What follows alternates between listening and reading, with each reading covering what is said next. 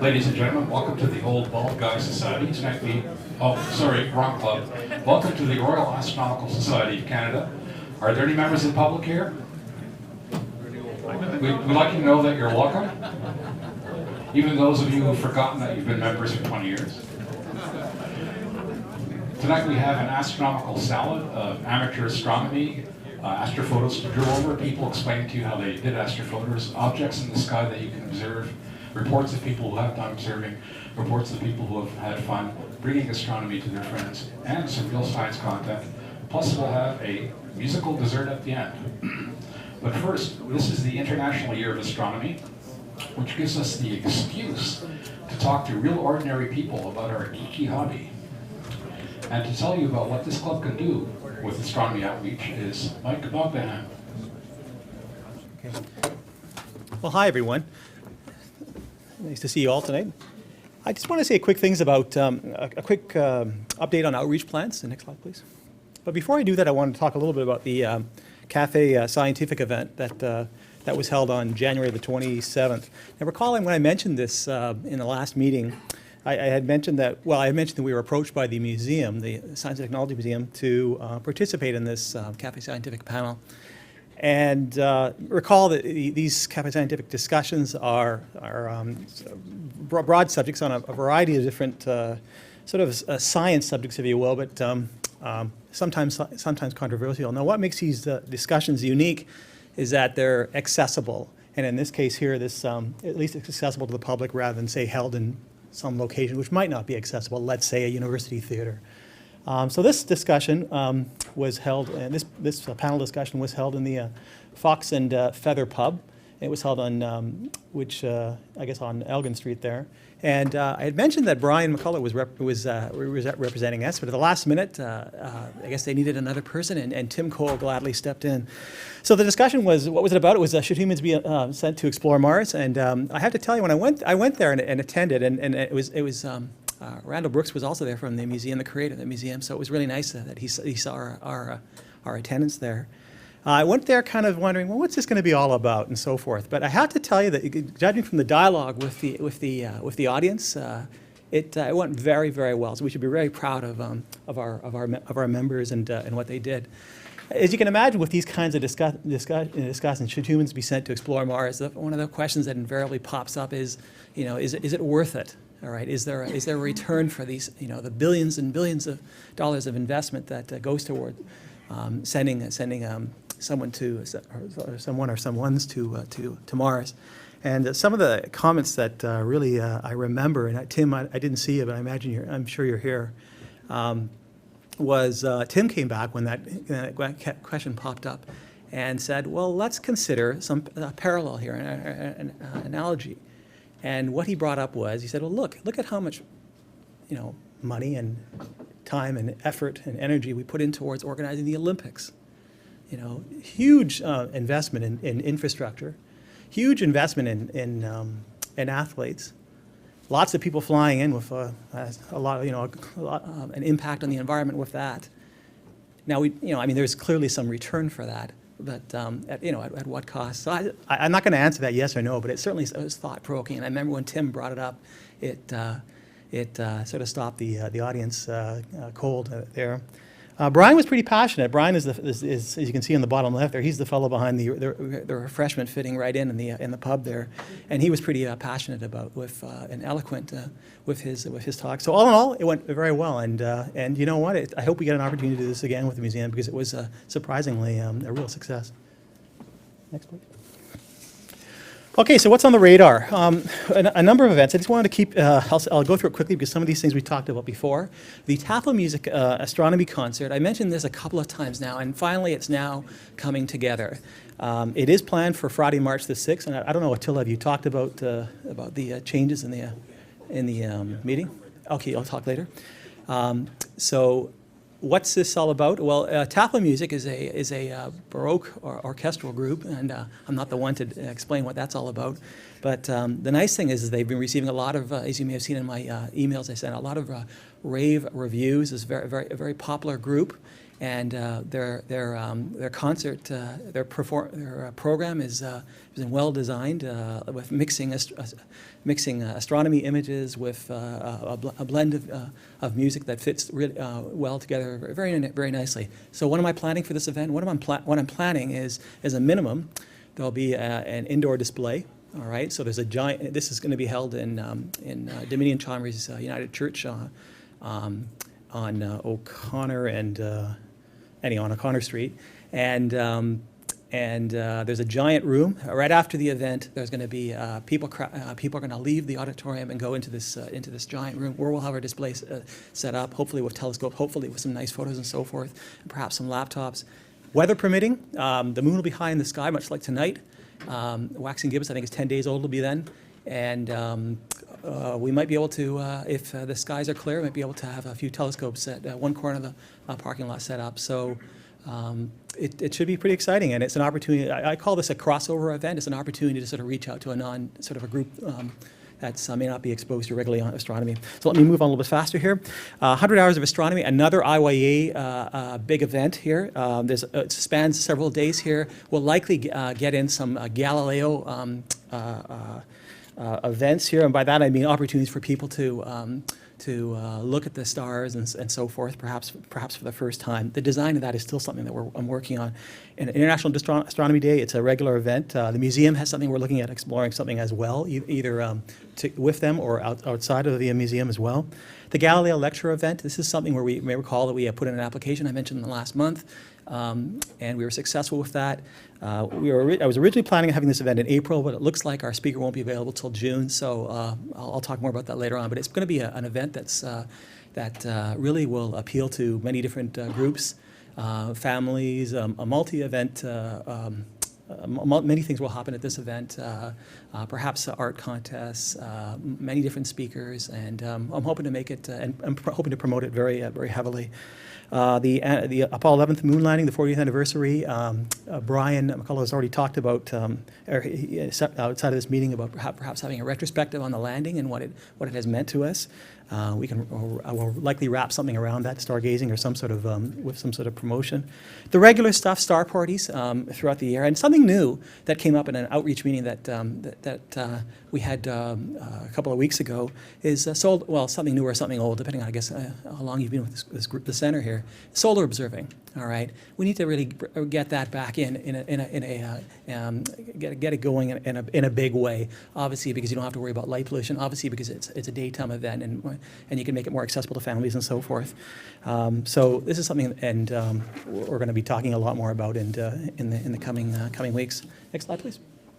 Okay, so opportunities, where you can get involved. I sent out an email to everyone here last night, I believe, about if you'd like, get involved with the discussion, okay? There's a Yahoo group that was set up just to, if you want to follow, or if you want to influence, or if you want to volunteer in some events, or if you don't want to do anything, but just want to sort of hear what it's all about, join the Yahoo email group, and but it's an opportunity to sort of get involved with as I said in my email, the design of some events.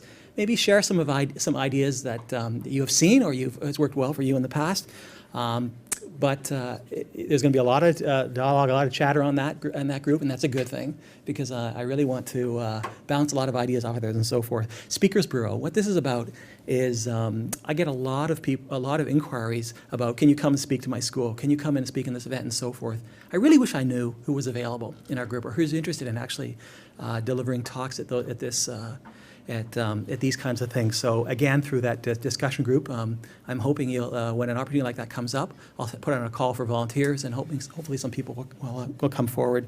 I really believe right now, as I said in my email, the demand exceeds the supply, or maybe I'm just not aware of what the supply is.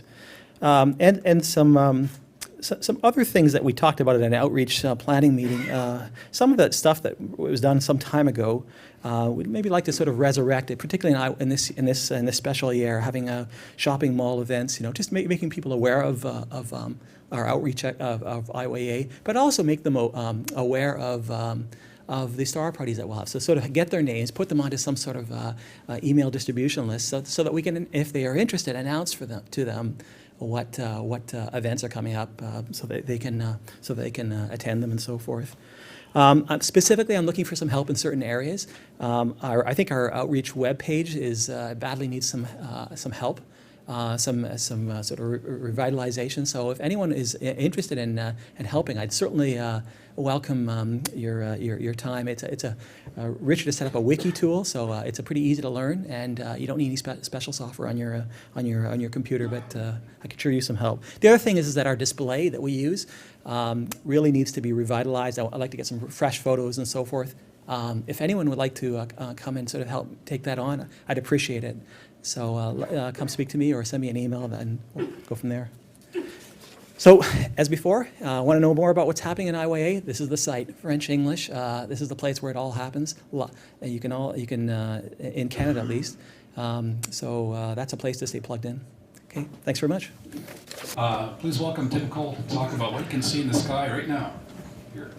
Oh, thank you. Can you speak like Pierre? May we? I can speak like Pierre, but only 2 words. He's bald like Pierre. I'll just bend over a bit. You can sort of make it be Pierre-like. Yeah, what can you see in the sky? There's the moon. Okay, we're done. Yep. You can't see the moon from here. Oh, don't tempt me. Woohoo. Yeah, we have more phases than you had in mind. I can give you a half moon or never mind. Let's not go there.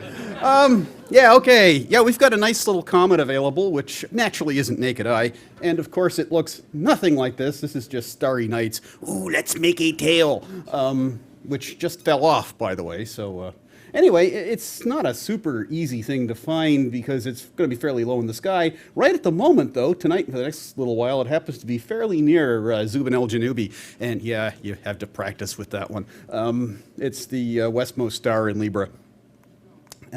Pretty easy to find. There's our little comet, and there's our little sneak preview of it. And if you think it looks like this, then come and see me afterwards, and I'll sell you a bridge. What can I tell you? This is just simulated. And after I did this simulation, I discovered, well, anyway, it's even worse than I expected. But basically, this is how Starry Night estimated it would be like over the month. So basically, we squat down to practically nothing, and then the tail switches sides, but the tail's already fallen off. So anyway, here we have a nice little shot of it, that nice, pretty little cyanogen. So do hold your breath when you're going in there. Otherwise, you will be dead.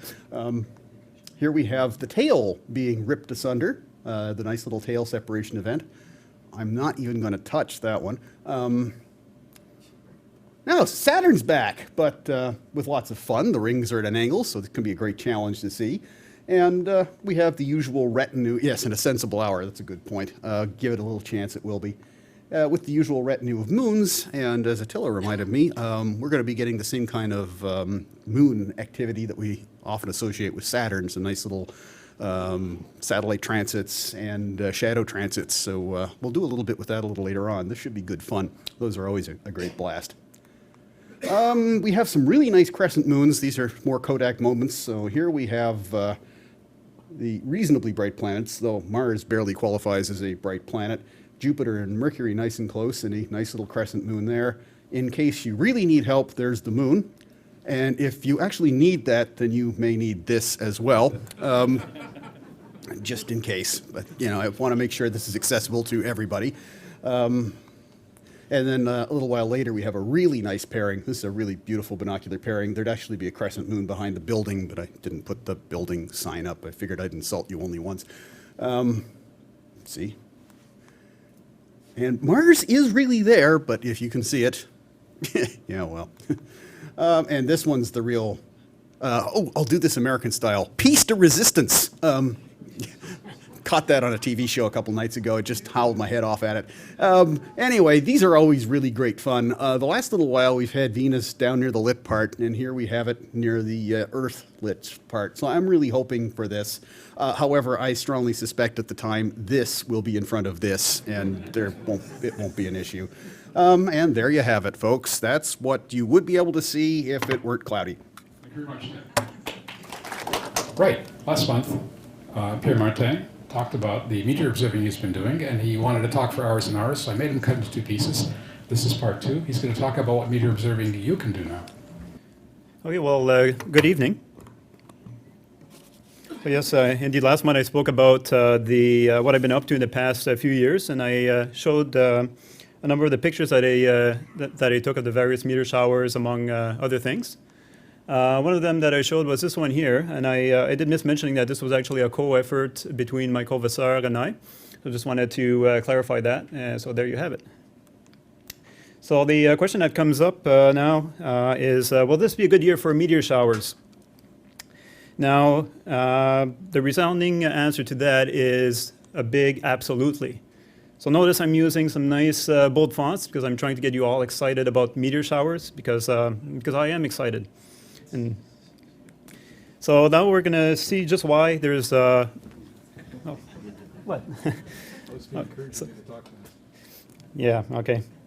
So let's see why this is going to be a great year for meteor showers. Okay, what is this? Okay, who put that in? Seriously, Attila, if it. Let's go back. Was that your slide?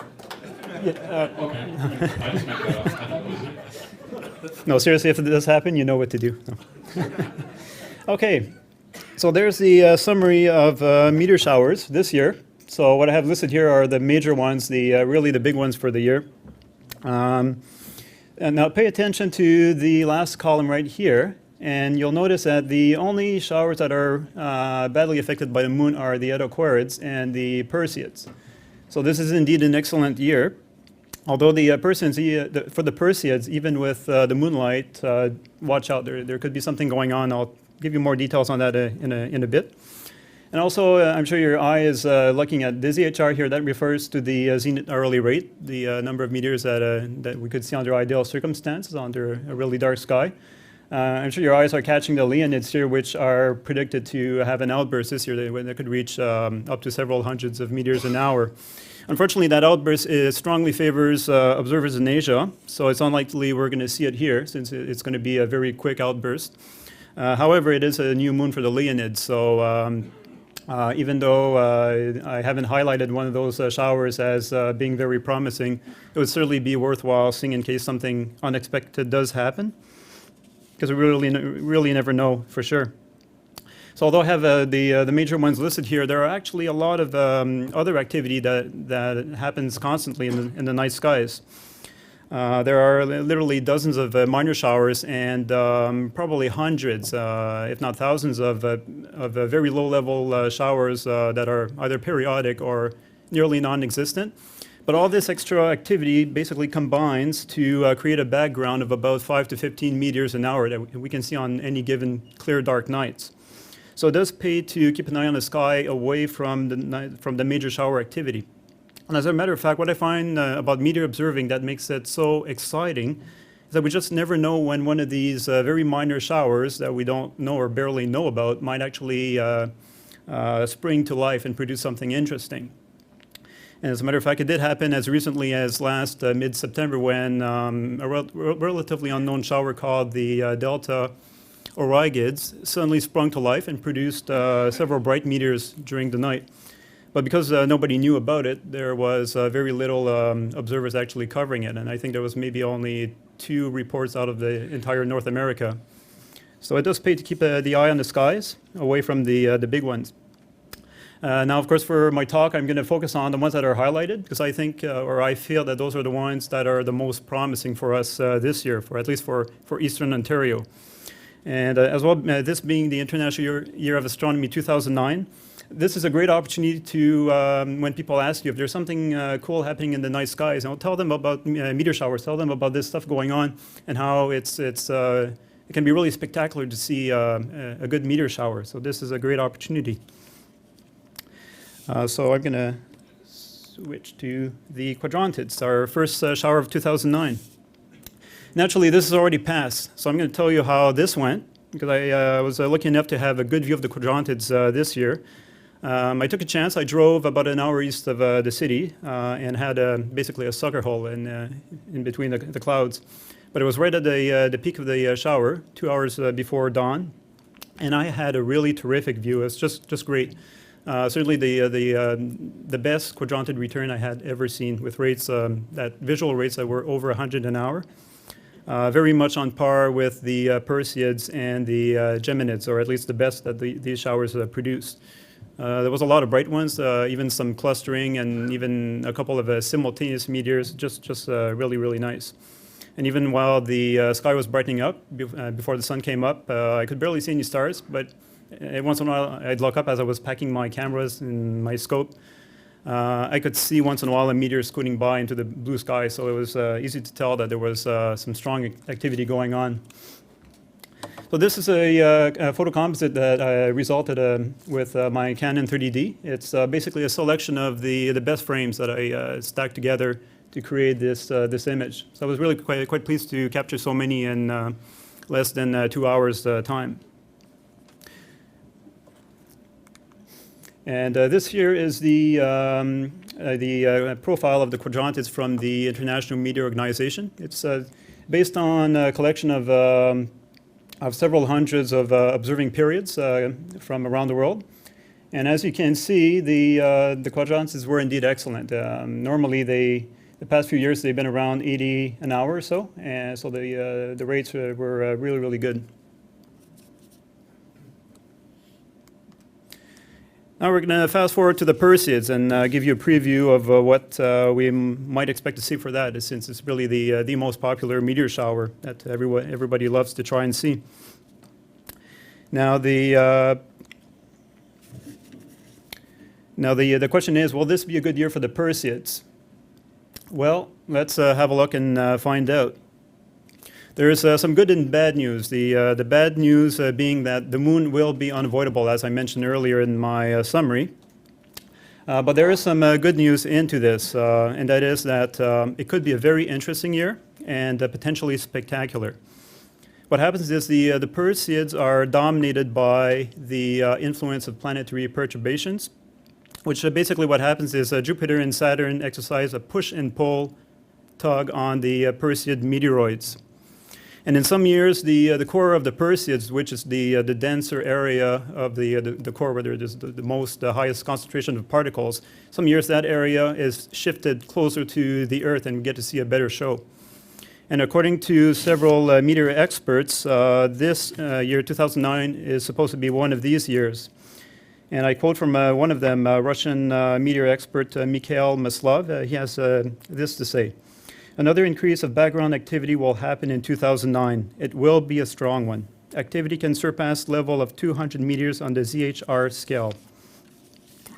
And as I mentioned earlier, the ZHR scale refers to the theoretical hourly rate that a single person could see, assuming you have a nice dark country sky, and assuming that the radiant would be located up at the zenith. Of course, it's not going to be the case this year for the Perseids, just because the moon is going to be in the way and will seriously hamper the rates. So it's probably unlikely that we can see that many meteors, but nonetheless, it looks interesting. Now, another thing to do to hint us at what might be coming this year for the Perseids is to actually look at the previous shower, look at what happened last year, and can we learn from those results. So here, once again, is the IMO shower profile for the Perseids of 2008, a collection of several hundreds of observations worldwide. And it shows basically what is typical of the Perseids. They start their activity sort of mid or late July and slowly grow and ramp up towards the peak on August 12th. It was a strong peak. You see, it seems to spike quite high on 120 per hour on the ZHR scale, which in the previous years before 2008, it was more typically around 80 an hour or so. But let's just have a look into the peak to find out if we can get some more detail. So we're going to zoom in and basically cover the days between August 10 and 14. And here's where it gets interesting. You see this first bump right here. This refers to the traditional annual maximum of the Perseids, which is typically around 80 an hour. And just as the activity was starting to descend right here, several hours later, lucky observers in Europe witnessed a new sharp peak that shot right up to 120 per hour, which shows very, very well on this chart. This was unexpected. And what makes this exciting is that this new peak, should it occur once again at the same solar longitude, but in 2009, this peak would actually fall on the morning of August 13 at 4 o'clock in the morning, Eastern time. So obviously this does make it interesting for us. So to recap on the Perseids, there could be multiple peaks this year. The traditional one, the first bump that you see on the chart, is predicted to happen midday, but it's very broad. There are predictions for a sharp peak on the morning of August 12th. And if history presents itself based on last year, we could get a second sharp peak on the morning of the 13th. Now, a preview on the Orionids. Last meeting, and when I was talking, I spoke about how the Orionids produce abnormal activity in the past couple of years, where they really stunned observers with several dozens of meteors per hour and a good share of fireballs, which is certainly unusual for this shower. So can we expect more surprises with the Orionids? Well, October is notorious for having bad weather. Fortunately, the Orionids is a very broad shower, and we can see very good activity, almost close to the maximum rates, even as far as a few days after the nominal peak, which is October 21st. So what is the scoop for 2009? Well, it would seem that the enhanced rates are again predicted, maybe not quite as a high level as last year, and perhaps the meteors won't be quite as bright, for the reason being that the fireballs of 06 and 07 were apparently seen for a different reason, as the Earth encountered a clump of larger particles in space. The good news, of course, with the Orionids is that the moon will be totally out of the way, so there won't be any problems, unlike the Perseids. Now, a quick preview into the Geminids right at the end of the year. With a quick word on this, and without any hesitation, I can say that it's going to be an excellent prospect to see the shower. The Geminids are the most reliable and prolific meteor shower currently observable, and for a lot of observers, it's the favorite one too. The peak will be centered at midnight. It will be new moon, so this is really as good as it gets. And if you ever dreamed of seeing over 1,000 meteors in just one night, this is going to be your shot at it. Mind you, to be able to see that many meteors, you'll have to do a marathon of observing for 12 hours nonstop, but it is doable if you want. The big question, though, is the weather. We just can't make any promise in December whether it's going to be good or not, but at least the shower looks promising. Now, of course, meteor shower predictions is a fluid thing. Predictions are regularly updated and refined as we continue to learn and understand about meteoric science. And sometimes meteor showers are updated, the predictions are updated even at the last minute, and this is not always posted everywhere on the internet. So how do you stay tuned on updates and new developments on meteor showers? Well, several years ago, members of the North American Meteor Network had an idea to set up an email list called Meteor Obs, as you see here, and with the goal of connecting meteor observers around the world and sharing knowledge and observing reports. The Meteor Obs includes a wide membership, anyone from the world's top meteor experts to the total newcomer who's simply interested in learning about this stuff. Basically, anyone's welcome to join it. Meteor Obs welcomes discussion on all methods related to meteors, such as visual, photography, video, and radio. So do take note of this. It's definitely worth checking out, and I would recommend it. Thank you very much. It's a stark contrast to all the computer-controlled and high-tech equipment that we use these days. Which reminds me, I'm curious, how many people here have a computer-controlled telescope? I have one.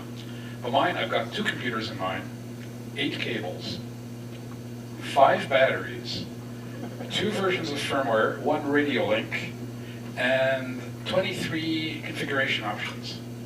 In practice, 10 to 15% of the time that I use it, one of those things goes wrong. What do you do on your... Why don't you ask how many of us refuse to have a computer-controlled telescope? I'm getting there. So what do you do when your computer-controlled telescope stops working, which is gonna happen? You learn StarHop, and Joe Silverman is here tonight to show us how to do it.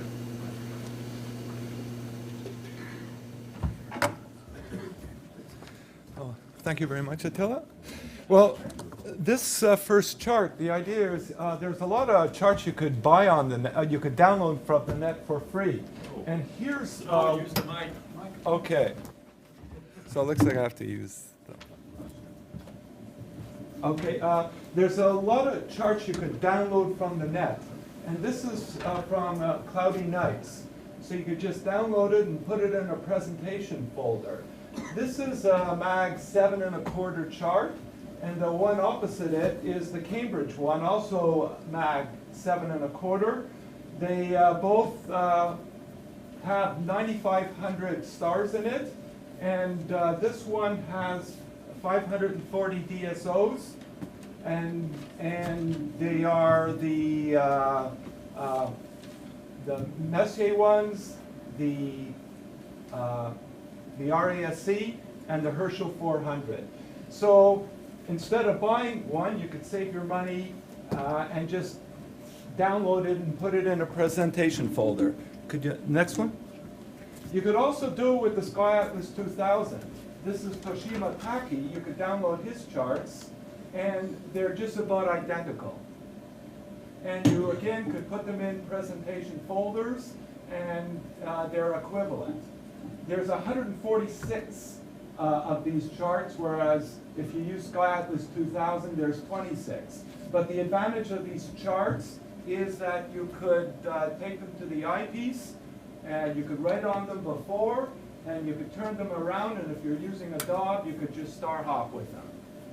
And a lot of times, even with an 8-inch scope, you will need an 8.5 mag star chart. The next slide, please. Now the idea here is if you put them into a presentation sleeve, this I bought at a dollar store. You could get 10 of them in a booklet. What would happen, it could reflect the light. Whereas if you buy the presentation folders and put the star charts in it, and from I bought those at Walmart, they're opaque and they don't reflect the light, and this could sometimes affect your night vision. And next slide, please. You could also download from the web a planisphere. Next one, and next one after that. And also, this is, you could also do these Telrad charts. Now, here's where I start the star hopping. Usually when you start star hopping, and you're just beginning, you go after bright objects that are near bright stars, and these Telrad charts are a really great way to start. And if you were going to start the star hop, the idea of a bright DSO is something that would show up easily in a finder scope. So if you go to M51 here, you just would find these two bright stars, and then just go perpendicular down 3 degrees, and you'd be able to get pretty close to that. To M51, it would show up quite easily in a finder scope. If you were looking for M63, you just put the Telrad there, juice it up a bit, and you would get easily to M63.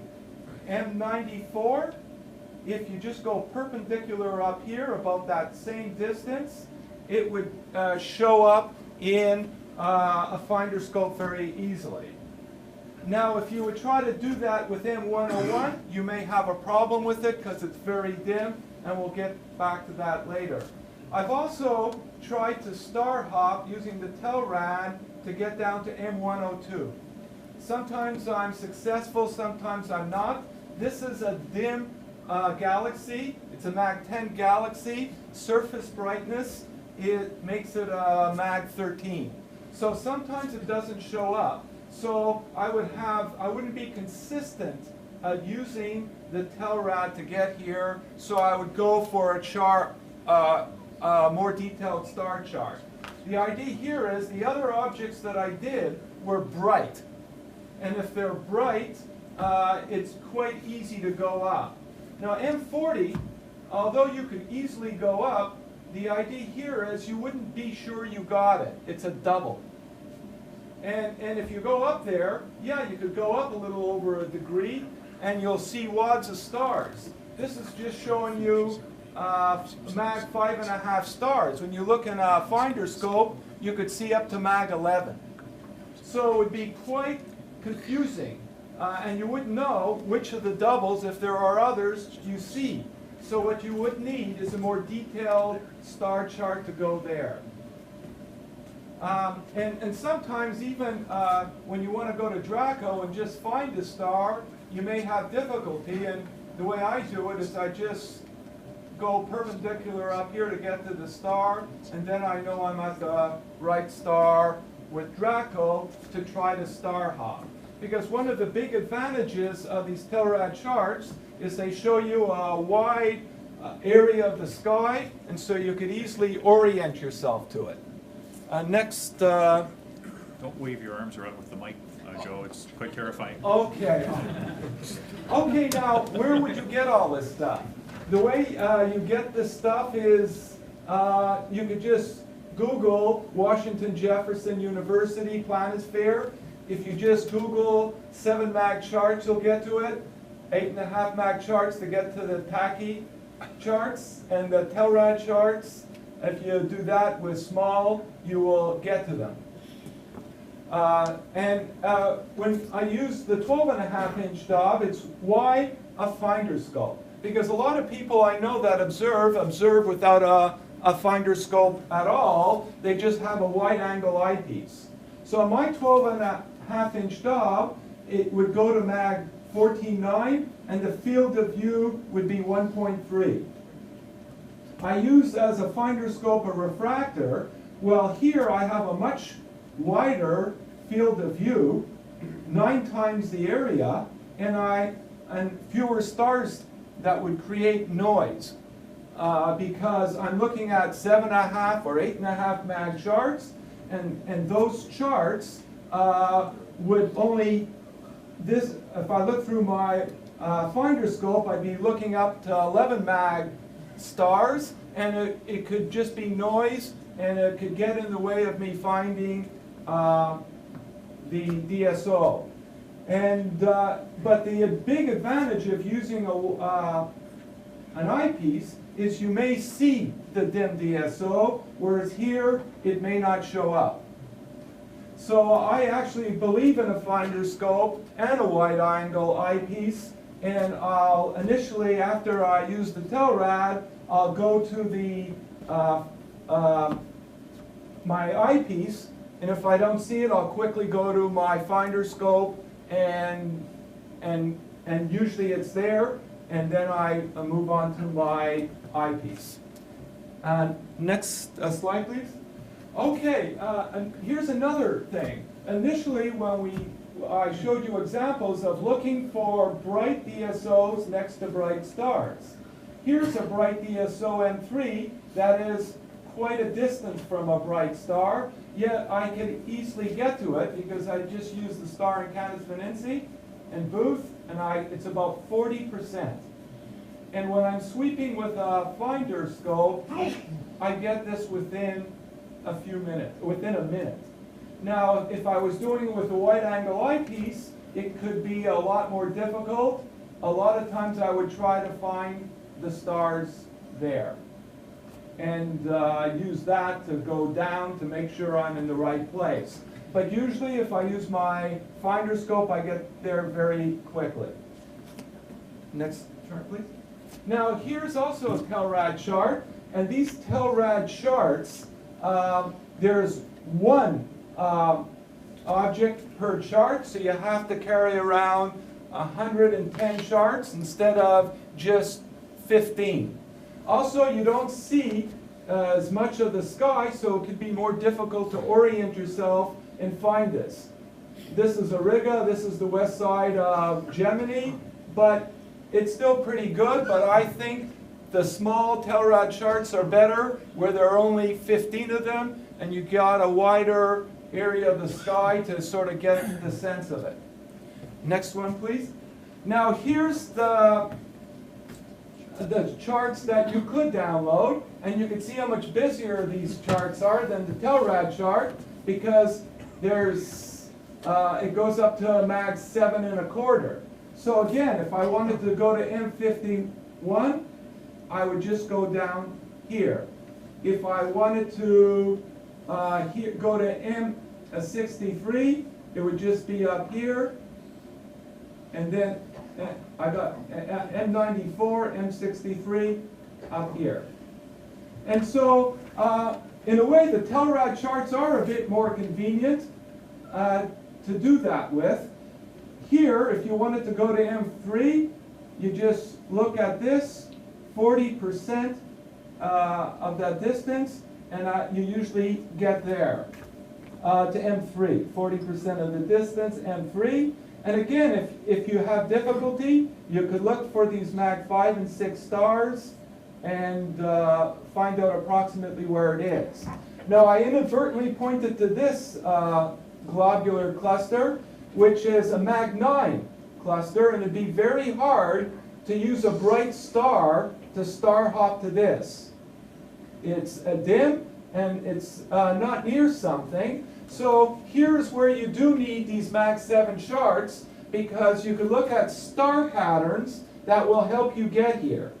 So in order to get to this, what I do is I go after these stars, these two stars, 45-degree angle gets me to these three, and that points to that globular. Now, if I would try to do this with M102, there's only one star here. Going down, it would still be very difficult. You know, I may get it, but I'll spend a lot of time. There's not enough stars here to start on this chart to star hop to this, so I would use a more detailed star chart in this case. Here, also, if I wanted to go to M40, it doesn't even show M40 here. It does, and it didn't show it in the Cambridge one also. So I wouldn't be able to use this chart, star chart to ID the field here, and I need a more detailed chart. So now I'll be trying to get to M102 using a more detailed chart, and M40, will there be enough information there to ID M40? Okay, next. Now here, the way I would find out what chart I need, because this is what Toshima Taki did at the beginning. He came out with this grid, and so I go here, I see, so I'll need chart 22, and I'll need chart 25. So I go to chart, next one please. So chart 22 is here, now, and there's M102. Now, before I only had that one star, now I have these three. So I use these three stars to point to these three. I go down, that's not M102, but it's actually a more beautiful edge-on galaxy. So I usually observe that. Then I go down here and get to M102 here. And so it's once, so in this, you do need this level of detail to consistently get to M102. Next one, please. Now, for M40, these three stars were displayed in the Mag 7 charts. So I would also go to these three stars. I'd go up. In my finder scope, I'd go to these three stars. This is 15 degrees, 1 hour. This is 7, so this would be a 3-degree field. I then center my finder scope right here, and then I know that when I look at my eyepiece, that M40, the double star, is right there, and to the west of it is a galaxy. So I not only would find the double star, but I would be able to identify it based on the detail in this chart. And I'd be very confident that I had found that double star. Okay, next one. Now this is my setup. I have a Telrad, and I have 3 recommendations for buying a unit finder, and it's Telrad, Telrad, Telrad. I think they're the best. They're heavy, but so what? You add weight. They take up a lot of space. So what? What were you going to do with the space there anyhow?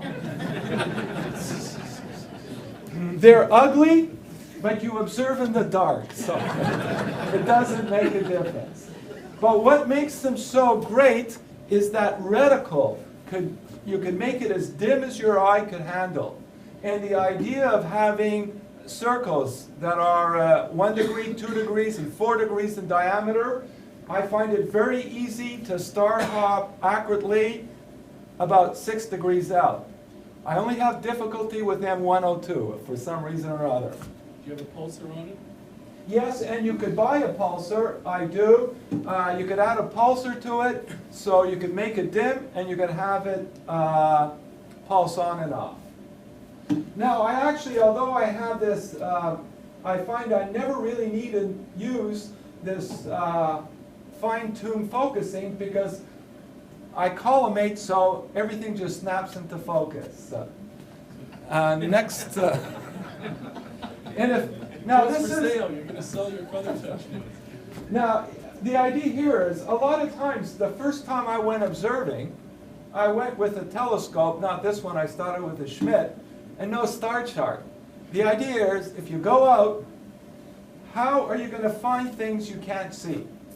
And the only way you're going to do that is with star charts, and with the right star charts. And in this case, they're rather inexpensive because you could download these for free on the net and save your money for eyepieces.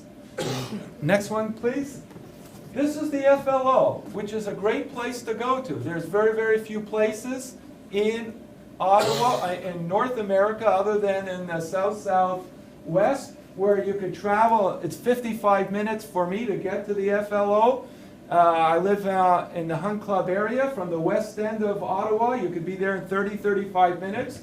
You can warm up in this building in the winter, and you could see the Milky Way with some detail. Next one, please. It's also another picture of the FLO. That's the road you would take to get to the spot. I've only been there a few times. Sometimes I've been the only one there. Sometimes there's been a few. Sometimes I've been there, there have been many people there. Everybody is very friendly and easygoing, and so it's actually a really good place to go and observe. Next one, please. You should actually take off your hats when you look here. This is Nirvana. This is one end of the Irving Airport airstrip. And next one. And this is looking the other way. And this was taken 2 years ago. Next one, please. There was a group of us that went down there in August of last year. And we had actually great sky conditions. And so Nirvana is a place you should all try to go at least once a year. And I'll explain why later. Next one, please. This is La Vérendrye. And again, the runway is a lot longer. Nirvana takes about, for me, takes about 2 hours, 50 minutes to get there. La Vérendrye, 3.5 hours. Now, some of my friends say, pack your car, you drive 2.5 hours to get to dark skies, you unpack, you set up your gear, there are clouds of mosquitoes around you, you observe all night, you lose your sleep, you sleep in your car, you go and then you drive back the following day. Why would you do this? Next slide, please. That's why you do this. Because you got 360-degree horizons, and you got at Nirvana and La Vérendrye, the sky is gray. There's that horse that you could see, the dark nebula, that horse there that you could actually get to see at Nirvana and La Vérendrye. Now, my the rods and cones in my eyes aren't as sharp as the CCD camera here, but the idea here, you could put your arm out and the Milky Way will cast a shadow. There's very, very few hobbies that could give you the sense of awe that observing will give you at a dark site. Thank you, that's it. Thank you. Yeah, okay. Word from our sponsor. So I got to change hats, put on my museum hat here. If you're thinking of doing some stuff, do give the place a shot. The stargazing evenings, very little is free, so give that a shot. These, of course, do not plan any observing on these evenings because these are guaranteed to be cloudy. But by all means, show up for the stargazing evenings. They are free. We do have a set of sort of little talks coming up. Some of these are actually going to be pretty interesting. Fair warning, I write some of them. Which ones are those? Well, we don't know yet. The first one definitely is mine. And I haven't written it yet either. And it's due. Anyway, never mind. These basically, same format for most of them. A very short discussion on a topic of we hope, interest. A little bit of an opportunity for you guys, for anybody in the audience to chat. Nice nights, we'll go out and observe. Crummy nights, we'll use the planetarium and take a walk through that. I'm trying to get some other little things arranged, so we're going to try and work out things like, I'm hoping we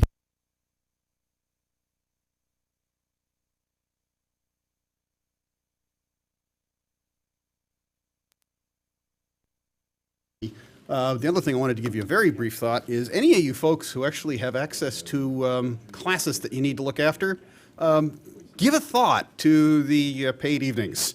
You can basically rent an educator for your brownie group, scout group, guide group. So if you really need somebody to do a little chat and you're willing to make a field trip of it, give the museum a shout. You'll get me or Brian or Paul or Rob or Pam and basically you'll get our charming selves for an hour and a half.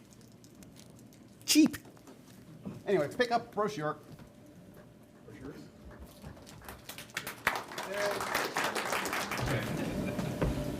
Right, now for the section of the program where people get to stand up and tell us about what cool things they looked at or allow us to drool over their excellent astrophotographs. So these are people who are going to be talking tonight. We'll each be up for just a minute or so. So if you guys could be ready. First up is me. I haven't been observing very much because I've been doing this instead when it's been clear. I did manage to get the roof of my observatory open, and just in order to do last month's Deep Sky Challenge, which was to observe the Flame Nebula, NGC 2023, and the Reflection Nebula 2024, and the Perseids Nebula. Of course, it looked nothing like that. It looked like this. Actually, didn't quite look this good because in the wintertime, so much light gets reflected back off of the snow that you probably lose about another magnitude. And even if you're in a perfectly dark sky, the accumulated light coming from the stars is equivalent to about a magnitude -8 stars. So there's a noticeable difference in the deep sky work you can do it in the wintertime. But in any case, I do suggest that you try it. The FLO telescope would be a good choice. I suggest you try looking for it like this. The upper right star here, this is the lower star in the belt of Orion. What I do is I just look around in a spiral until I get to the bright bit of the Flame Nebula. It's really easy to find. Then turn left until I form a 30, 90, 60 degree triangle. Then turn left again and see these two brightest stars. And a 45, 90, 45 triangle at the 90 degree point. There's the Perseids. And 170 power eyepiece in my telescope looks a bit like that. And I would rate the view of the Perseids Nebula from Ottawa as in a, oh, yeah, I can just barely see that. If you want a good view of the Perseids Nebula, go to the Florida Keys, where it's 30 degrees higher in the sky. But it is detectable here. It's a difficult challenge object, but don't show it to anybody who's never spent all night staring at faint fuzzies before. They won't appreciate the majesty of this faint object. Next is Kerry Boyle.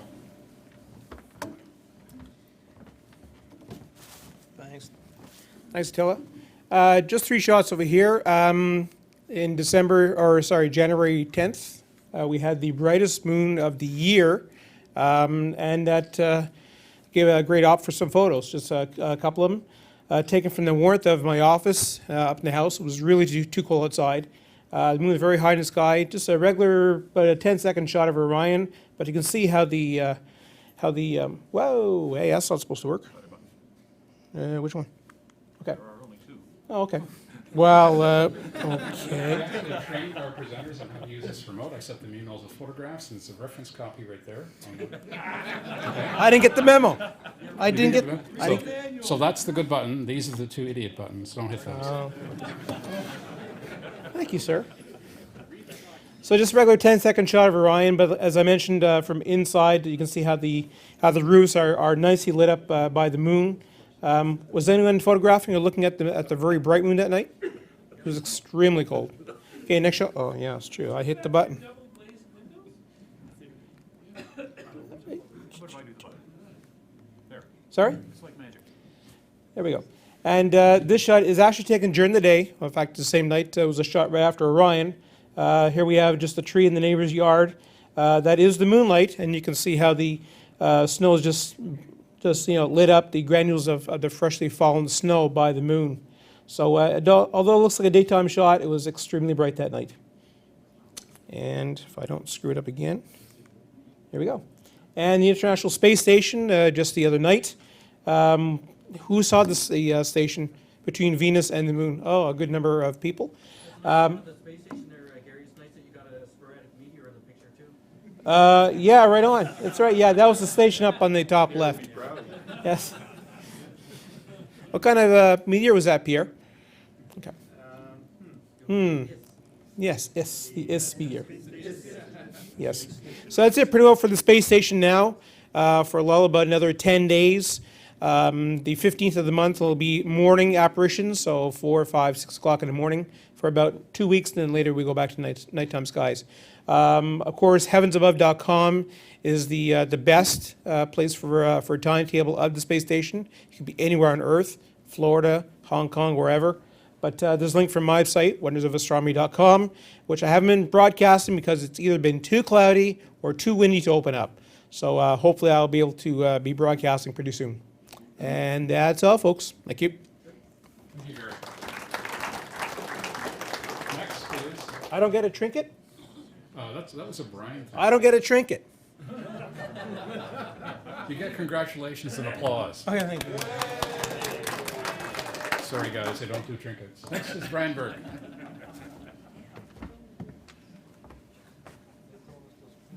I live in the south end of the city, out in South Keys, facing northwest. Not a great direction to face from an astronomy point of view. This gives you an idea of the kind of lights that I have to contend with, and facing northwest, as I said, is not a great view. But occasionally, our nearest celestial neighbor will make an appearance in this part of the sky.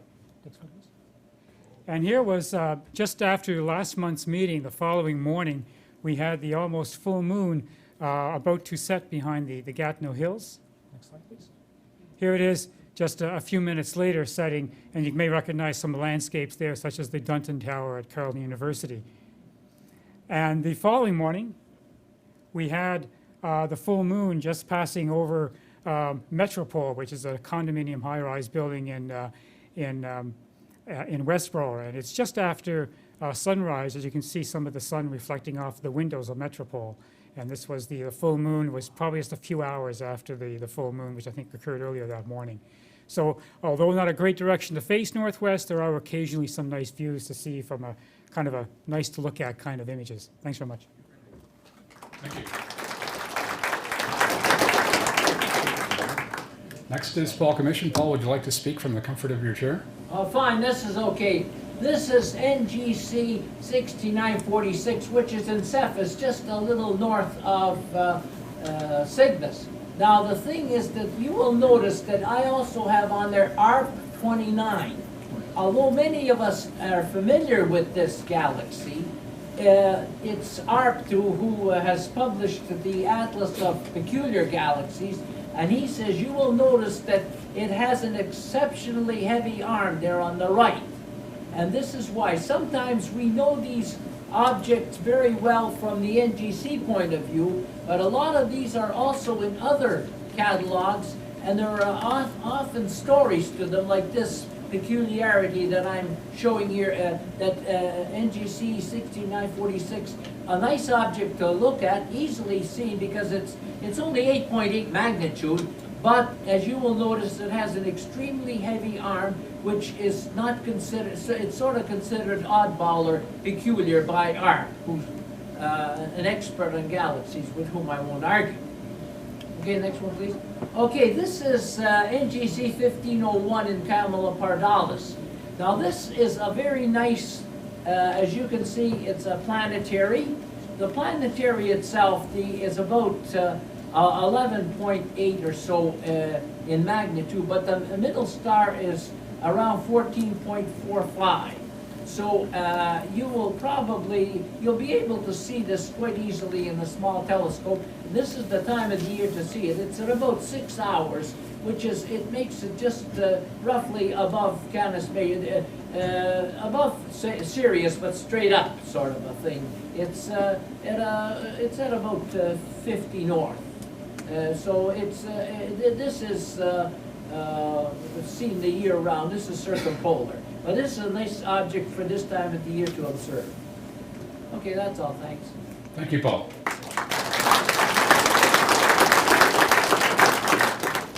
Next is Paul Flanagan. Actually, I've got one here.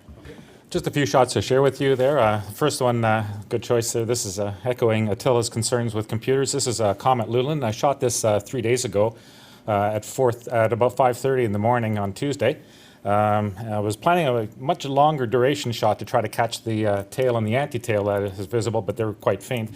But I had a Bokeh computer and a Bokeh drive on my telescope, and so I was limited to shorter duration shots. But still a really nice object, even through small telescopes. You can see the green color of the coma quite nicely.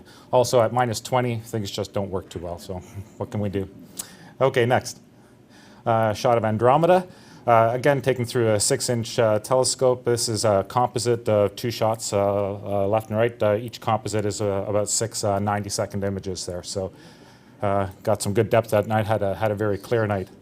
You didn't photograph the cover of the RASC calendar? No. This was actually shot in beautiful, well, not quite downtown Almont, but right near the outskirts of Almont there, and nicely visible as M32 as well, and M110. Next one. So I got a couple of lunar shots to share with you there. This is Alphonsus and Arzachel. This has always been a favorite area of mine to shoot in because there's a lot of diverse geology here. Alphonsus up here is a very old crater. It's about 119 kilometers across there, and what it used to have in the way of terraced slopes is pretty much eroded there. Probably from the time of the impact of the event that formed the Embrium Basin, which is more up here. The crater itself, you can see there's linear troughs, and this feature in the center there. These share a common origin. They're probably ejecta from the Imbrium impact there.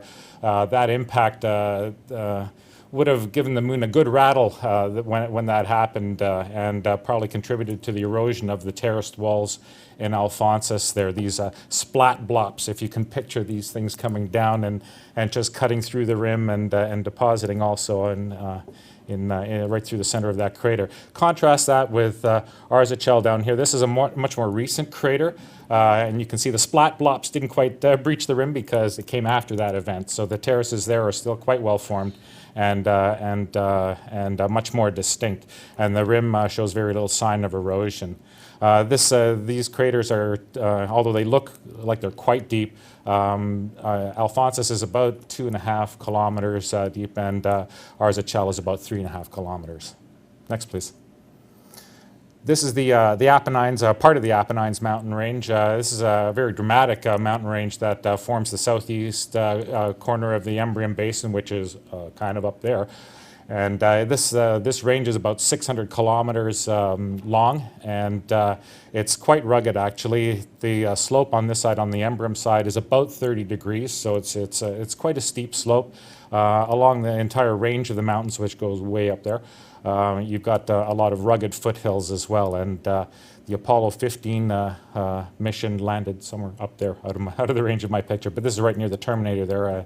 You can see the relief in the mountains there. And the last one here. This one I really like. It's always been a favorite area. This is called the Rupus Recta, or there's more commonly known as the straight wall. This is a linear fault on the moon, probably the best known such feature on the moon. It's about 110 kilometers long and about 2 to 3 kilometers wide. So to put that in perspective, if this was a feature on the Earth, you could probably walk across that in about 30 or 40 minutes, just to give you an idea of the scale that you're looking at here.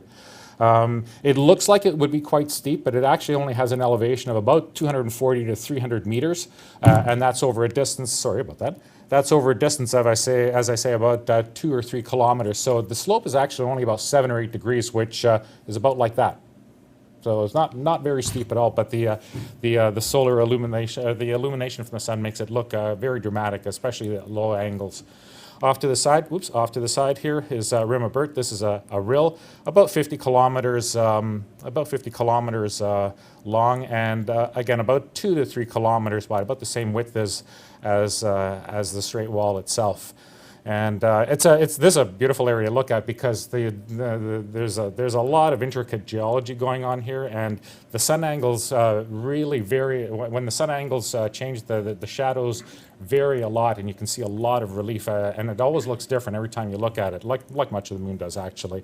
So again, just to give you an idea of scale, these small crater pits here, they're on the order of 2 to 3 kilometers, some of them down to about 1.5 kilometers, which is about the theoretical resolution limit of the 6-inch Mcculloch that I used to shoot this with. The Stag's Horn Mountains down here, and this is the crater Burt. Again, just to give you a sense of scale, the city of Ottawa would fit very neatly within the boundaries of that crater. That's all I have for you. Thanks. Looking at craters is much more fun when you get a little of the geology with it, or the moonology, or that rock stuff. Next is Bob Olson. How do you do? We've had almost no clear weather this month since the last meeting. One day was minus 30, and my telescope froze up. The guys were talking about computerized stuff.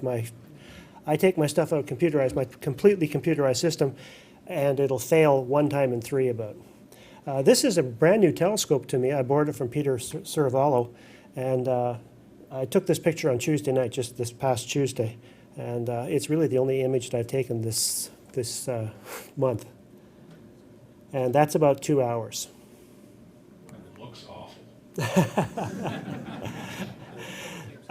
Actually, I took this on Tuesday night or Wednesday night also, and this is the Flame Nebula that is one of our challenge objects, and it was taken with the same telescope.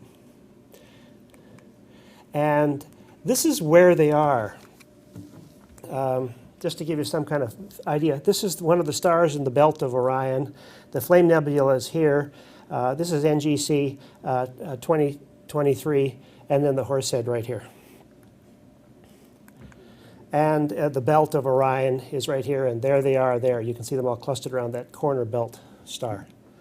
This is a fantastic viewing spot right now, straight south at about 45 degrees up. If it wasn't minus 30, it'd be really fun to go out and sort of look at it. This is the fabulous Orion Nebula, probably the best sight in the sky just for amateurs to see. Now, talking about those challenge objects, I've only actually seen them visually once in my life. Visually is not even the right word. This is a I-cubed eyepiece, and it's basically a what do you call it? Image intensifiers. There's night vision equipment, and it costs $3,000 right now. And it looks just like an eyepiece. And an old guy down in the Florida Keys showed me this area with this equipment, and I've kind of simulated. This is not actually, this are my pictures, but this is not with the image intensifier, but this is what they look like. They're really grainy and they're green. We took the telescope, it was just a daub, and just like Attila says, I sort of went around this area, and this is the Horsehead, what it looked like to me as I recall. And this is what 2023 looked like to me. And this one here was, the flame was fabulous in this eyepiece. It was fantastic. I really enjoyed, best view I've ever had. Okay, thank you. Thank you very much. All right, so now we're going to do the Deep Sky Challenge. Does anybody recognize this object? Excuse me? Oh, well, sorry. Okay, it's M44. That's not the Deep Sky Challenge. Well, maybe if, say, you're in the city and you're observing naked eye, it's a reasonable challenge. The idea is to look through it. Imagine that the beehive is dirt on your windscreen, and you're looking past it. Look 50 miles past it, and you see 9 galaxies. The trick is to look through the beehive cluster and find the 9 galaxies. The magnitudes vary from magnitude 13.9 to 15.9, so these are within the range of the Tefl telescope and easily within the range of CCD cameras. The trick, of course, is to find them in the beehive star field. And I actually attempted this and discovered that at minus 23 degrees centigrade, my go-to computers do not work, and my star hopping brain doesn't work either, so I haven't been able to do this one yet. If you just have binoculars, you may find it challenging simply to count the number of stars in the beehive. It is a large, spread-out cluster. Okay, next is Polluter Challenge by Brian Mcculloch. Okay, I've got it here, thanks. All right, thank you. Last month I was talking about the area of the crater Proclus. This is in the eastern border of the moon.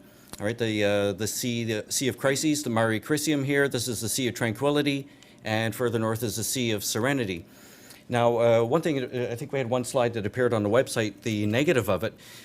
Something I wanted to show you was that if you, especially since a lot of people are able to take photographs of the moon, you can also then go into Photoshop or just about any program at all and get the negative of it. So if we go to the next one there, I'll put them up side by side. When you look at the negative, in fact, our eyes are trained to read dark objects on a white background. That's why when we have printed text, it's easiest to read black on white. So a lot of times you see somebody's put up a web page and you see a lot of yellow type on a black background or even white text on a black background. It's almost impossible to read. You do the reverse of it and it's very easy to read. If you were to take an image just a normal image like this, and then create a negative of it, then start to compare the details that you can see from the negative compared to what you can see in the positive. And I think what you're going to find is that you're going to start to, it's almost like using another wavelength of light. You're starting to see detail from a different aspect, right? So that's the area, the eastern edge of the moon. All right, we'll go to the next one, please. Anybody know this object? You're supposed to say Jupiter, and that was a great red spot. All right, I've got a flipped image here. I couldn't flip it around in PowerPoint afterwards, so it's flopped east-west. Yeah, that's the crater Plato. Let's go to the next shot, please. Okay, there's the area there. We're up in the northern part of Mare Imbrium, where Paul Cloninger was just showing his moonshots. Is down on this side. I've got my image flipped here. Okay, the Apennine Mountains. Okay, so here's the area. When you get especially when you're getting close to a full moon, I mean, there's a lot of light reflecting off there. A lot of light. It's only about 7% of the sunlight that's hitting it is reflected back. It's actually got quite a low albedo, but it's a very large target, very close to us. So that's why it appears very bright in the sky. And in fact, we get a lot of teachers or their students asking, well, is it safe to observe the full moon through a telescope? Well, absolutely. It's like looking at a parking lot through your telescope, but it's just a very big parking lot fairly close to us. All right, so let's open this shot up now. Okay, there we are. So here we can see it now. This is again just showing you my bad photography skills, trying to aim through the eyepiece to get these shots, and that's why I enjoy doing the sketching as well. But I wanted to do a little bit of photography just to show you the flip around. You can see some of the rays coming from the crater Copernicus. Remember, we're flipped east-west here. All right. Okay, now if we go to the negative of this, presents an entirely different picture. Let's go to the side-by-side, and there they are. So it's one more observing tool that you can have in your kit for when you're, and you can do this with, if you're looking at images of Mars, even anything that's got strong structure detail, and you could even look at cloud bands on Jupiter or Saturn, and you're going to see it in a much different way, and I think you're going to start to pick out some different details. So now you can start to You can see where the ejector rays are coming up here, but they're much better defined when you see the dark image on top of a lighter background. All right. So do I have another one after this? I think that's it. Eh? This is a negative of the sun. A negative of the sun. Very, very good. All right. So the challenge is not so much a challenge other than when you're doing your lunar observation, if you're doing photography, try working a negative of the image. If you happen to sketch where people are normally sketching dark on white paper, although a lot of people will work on a dark paper and use a light colored Conte crayon on that Pat Brown. I don't know if you ever work with light Conte on dark backgrounds. Very, very stunning effect. Scan it and look at the reverse of it and see what other details you can pull out of your own image. All right, thank you.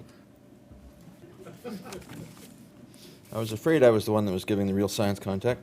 I apologize in advance for if there isn't any. This is actually the second in a series of talks on spectroscopy. I apologize for the delay. The first one was in 2002.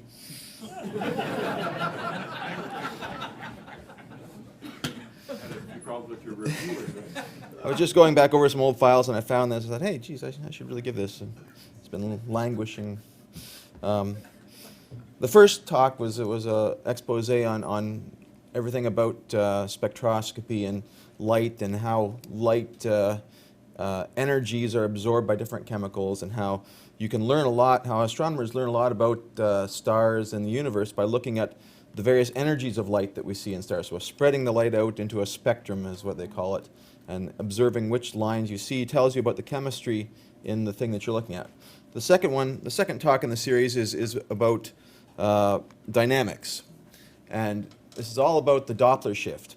If you've ever heard of that, the term Doppler shift, basically it's just a frequency shift in the light that's emitted from an object because of relative motion between it and the observer.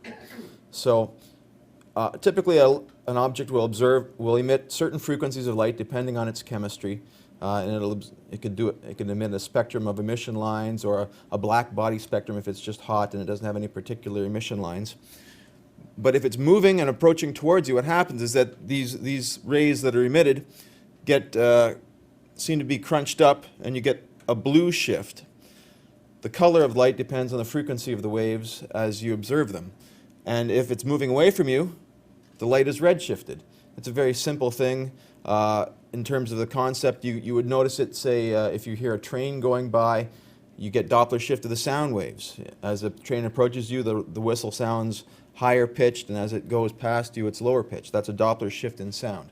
It's very similar in light, except then you have to start thinking about relativity if you want to get all the details right, because in the object's point of view, all the rays are going out in the same speed in each direction.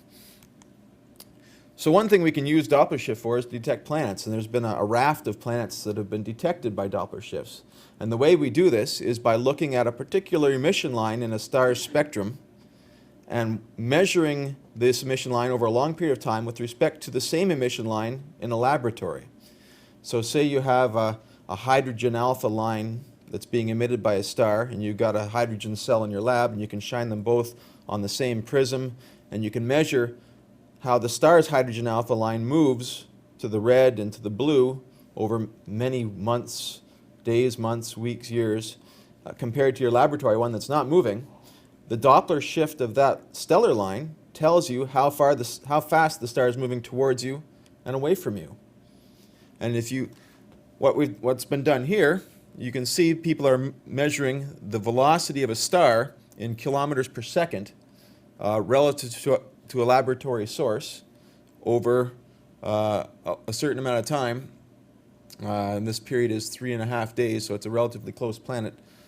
And you can see that the star is moving towards us, and then it turns around and it moves away from us. And they fit these things and derive orbits for the planets, and from the orbit and the mass of the star, they can derive masses of the planets. So it's a very difficult measurement. There's a lot of noise in the measurement, but basically we're measuring how a planet is pushing a star backwards and forwards as it orbits around the star through gravity, and we're measuring that shift. Here's another planet and a star. This is, I'm not going to say that word. That's the star. And you can, yeah, okay. And you can see how the planet is moving the star. And so what you can do is a Fourier analysis of this gives you a period of your star, and you can break it down into, there are probably other periodic components that you can take out of this thing for smaller planets. If there's multiple planets, you can have multiple periods of oscillations going on depending on the ratio. The closest, heaviest planet will have the biggest effect on the star. More distant planets are more difficult to detect. And that's why all of these stars, all these planets that you hear about are Jupiter-sized and multi-Jupiter-sized planets. The ones they detect are basically the ones that are big enough to pull the star around. And we've only been doing this for about 10 years now. Really, we've only had the tools to be able to measure these things accurately and take out the motion of the Earth and to the right accuracy, because the Earth is moving relative to the star as it orbits around the sun. You have to subtract that change from your observation, or else you're just measuring our velocity. So there's a lot of corrections that has to be done to get this precise enough to get the data out. And the reason we're not seeing planets that are far away from the stars is because we've only got a 10-year baseline. So anything with an orbit more than 10 years, we're not going to see this way. Until we've got a 100-year baseline, we're not going to see something that goes around the star in 100 years. So through this method, we're just basically seeing close-in planets that are moving relatively quickly. And the field has actually moved on quite a bit since I started this. So these are just the earliest measurements that we have. Another way we can measure velocity is using a filter. This is H-alpha emission line scan with a Fabry-Pro tunable etalon. We're measuring actually a galaxy here, but this is showing the blue shift and the red shift of the H-alpha emission from all the stars in this galaxy averaged. So what they do is they scan a filter, and at one shift you get these stars showing up, and as you scan it, then these ones show up, then these ones show up, and if you can color code them as a function of their velocity or the function of the shift, what you can see is you can see the rotation of the galaxy. You can measure the rotation of the galaxy by looking at the Doppler shift of the star line emissions. And this is one of the tools that astronomers use to tell how fast galaxies are rotating. And this is one of the reasons they know that there's dark matter in galaxies, because if you add up all the mass that's corresponding to the stars in this galaxy, it's not enough mass to make these velocities that we measure through Newtonian gravity. So we know that there's a lot of dark stuff in here that's causing this thing to rotate at the speeds that we can measure. And this is why astronomers know that there's dark matter halos around most galaxies. Here's some other really neat ones. These are interacting galaxies, and that's probably why the astronomers were measuring these things, so you can see which direction they're moving. We're only measuring, Doppler shift only measures the component of velocity that's directly towards us.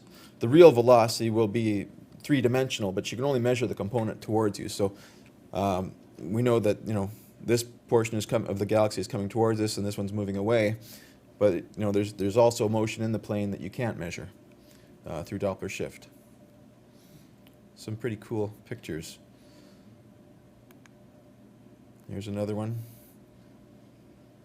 See, there's not a lot of hard science here. It's just kind of some pretty pictures. Also using Doppler shift, this is how astronomers measure the presence of extremely massive objects in the centers of galaxies, black holes, for example. Here's a very narrow beam measurement in the center of NGC 3351. And this is the flux map of H-alpha in the core. And this is the measurement of velocity, or Doppler shift, of the H-alpha emissions. And this is in kilometers per second again. So you can see that there's something really big here causing these things to move.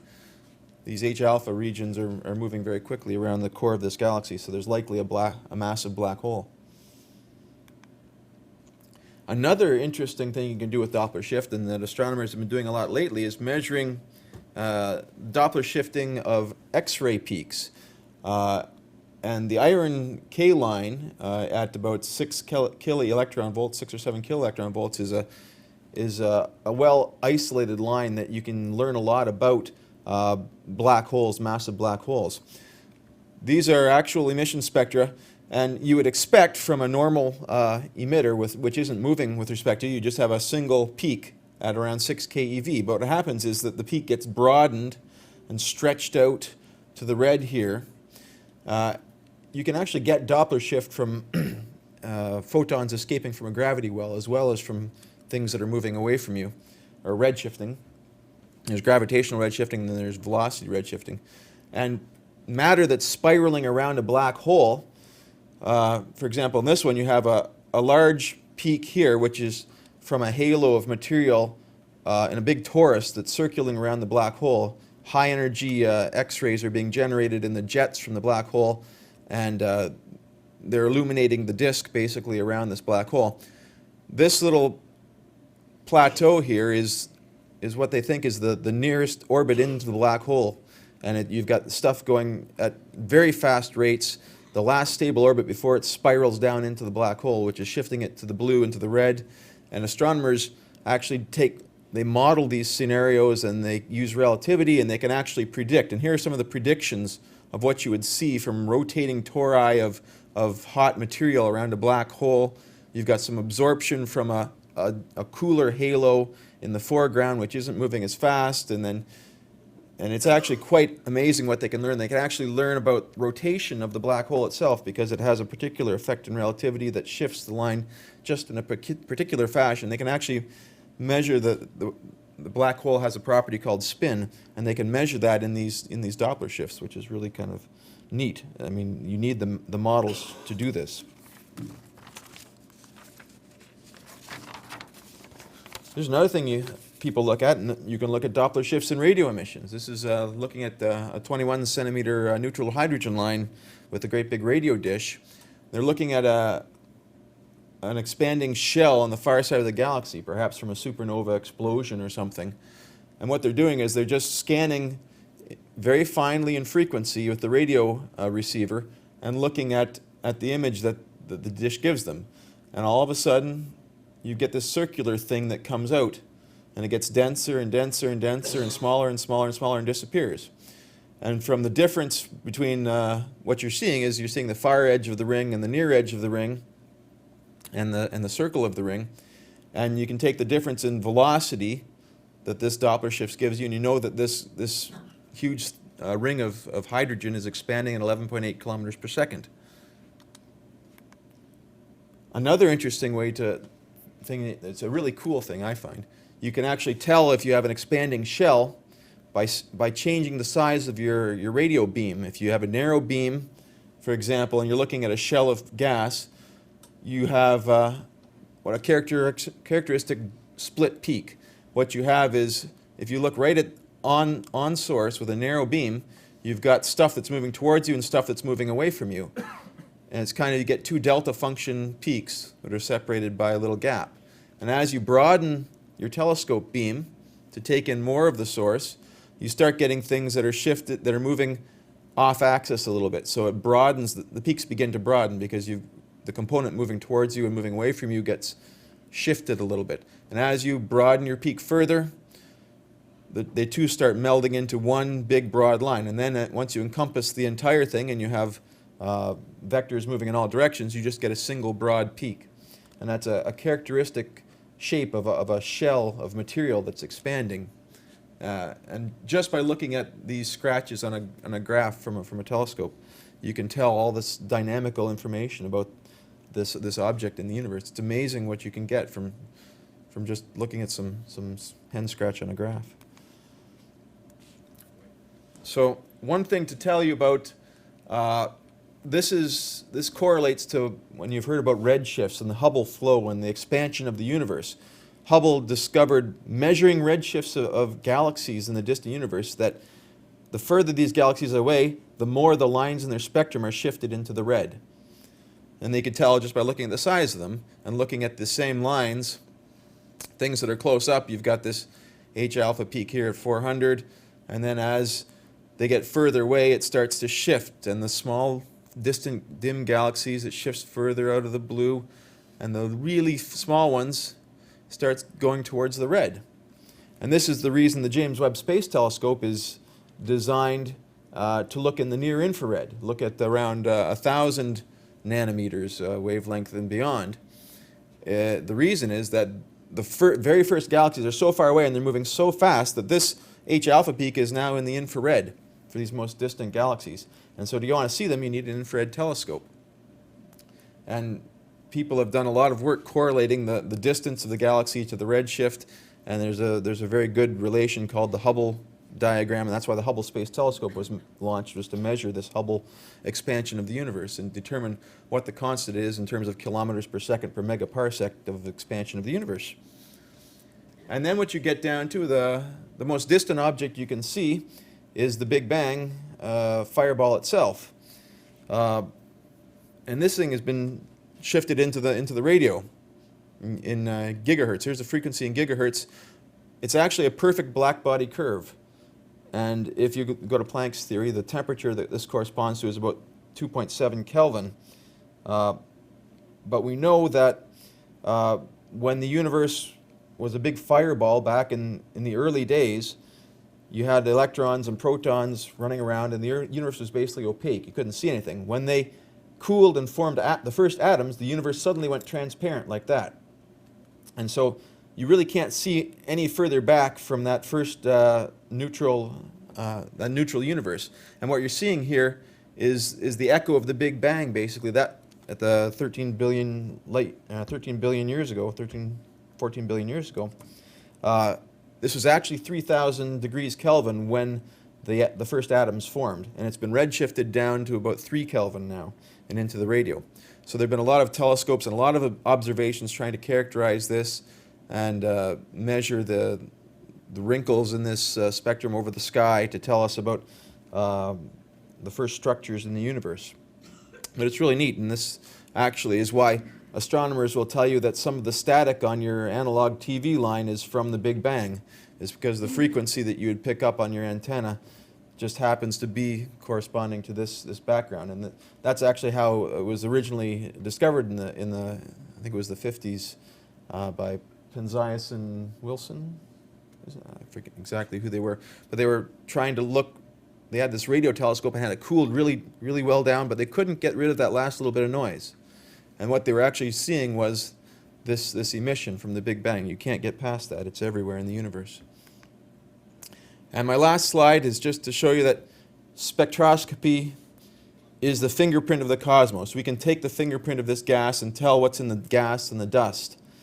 And this is the finger of the cosmos. Thank you.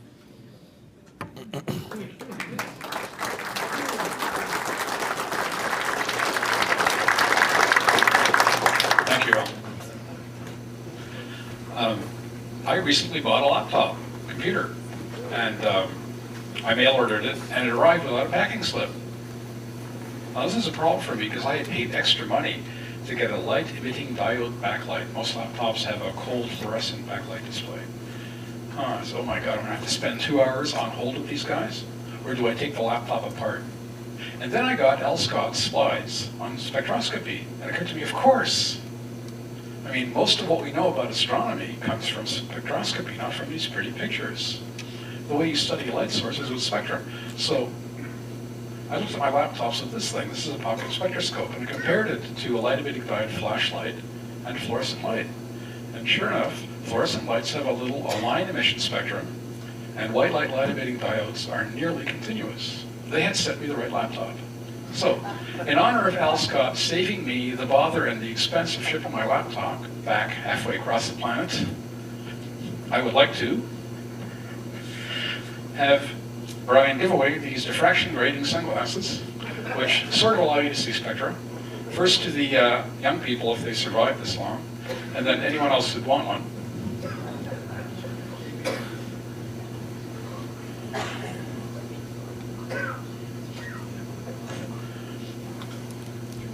While Brian is doing that, I'll continue on. During the December meeting, Simon Hammer gives fabulous talks about the planetology of solar system objects. I happened to mention, oh, well, maybe I'll do more of these if Attila wants me to. And I realized that, gee, people here just don't know what the process is for getting up here on stage and giving a presentation. So I figured this would be my time to explain it.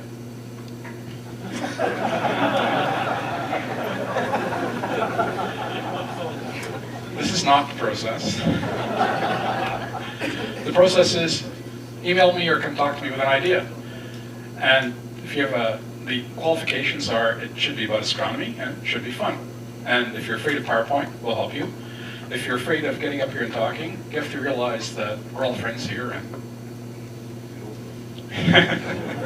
let me put it this way, it's very friendly. This is probably the most friendly audience that anyone will ever get up and talk in front of. But if you don't have ideas, I thought I'd give you a very brief sampling of crazy ideas that might make for good talks. For example, how about a constellation tour? Would you like to get up here and give a talk about one constellation, one smaller than the sky, and talk about the objects that you like to look at?